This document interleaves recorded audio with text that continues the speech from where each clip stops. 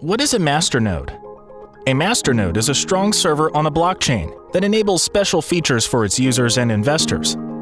Masternodes can only be hosted if users lock up the required amount of coins in their own wallet. The locked up amount functions as collateral, a proof that the masternode owner has a stake in the network. Masternodes are dedicated computers that enable a blockchain to offer users features like instant sending and receiving of coins and reducing of transaction fees. In exchange for these services, masternodes earn rewards in the cryptocurrency of the respected blockchain. All users have to do to be able to host a masternode is lock up a specific amount of coin as collateral.